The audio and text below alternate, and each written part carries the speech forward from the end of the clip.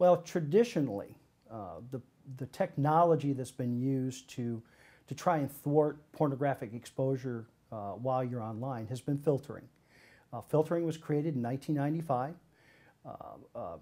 Individual and a company got together and created a technology that would allow your computer browser to query where your computer was asking it to go.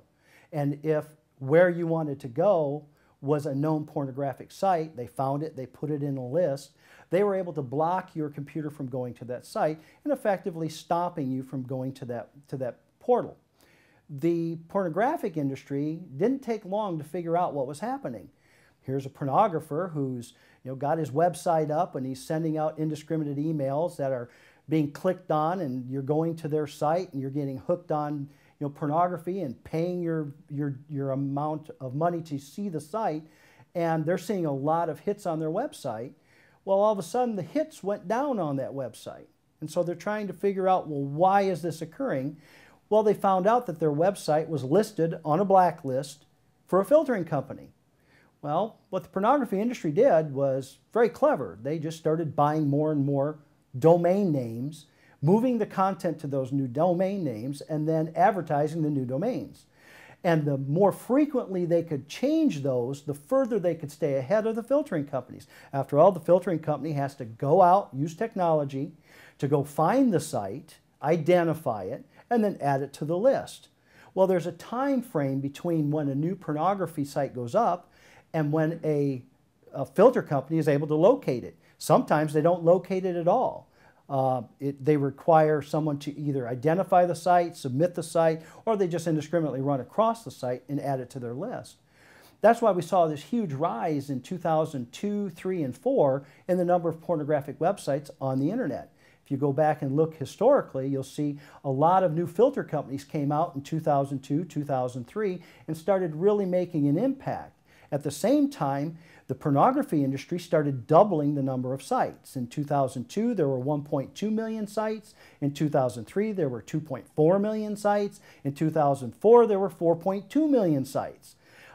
It just got out of control. The proliferation of porn on the internet was so aggressive that the filter companies could no longer keep track of it. What happens in that case? When you're using one of these products and a new porn site is added to the internet, say in the next 30 minutes, sometime in the next 5 or 6 hours, Google will end up Googling that particular porn site, indexing the words on it. Pornography has gotten real clever. They're using innocent words now on their website, so that when you type, Mary had a little lamb, you will, in one of those searches from Google, it comes back with 100,000 searches, 1 or 2 of those might actually take you to a porn site. The problem is the filter companies don't know about the site yet. They haven't found it. So when your child comes home to do homework and they type in Mary had a little lamb, and they start scrolling through the various pages of Google, and they click on that link that Google just put up 5 hours ago of a new porn site, that porn site comes through in living color to your child's desktop, and they're exposed to that pornography. That's what the old technology has allowed to take place. Now, they've tried to increase the effectiveness of filters by coming out with hybrid systems, which make use of some imaging technology, where they're looking at phraseology or various words on the screen, various skin tones, and rating the site to try and determine if it's a porn site on the fly.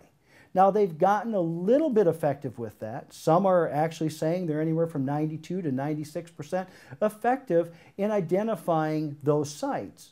The problem is that they also identify good sites as being bad and bad sites as being good, and anything that gets past, your child's exposed to.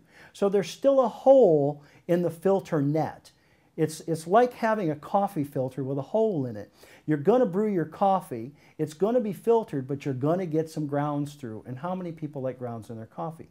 How many people like just a few porn sites to be exposed to their child? To me, one image is too many.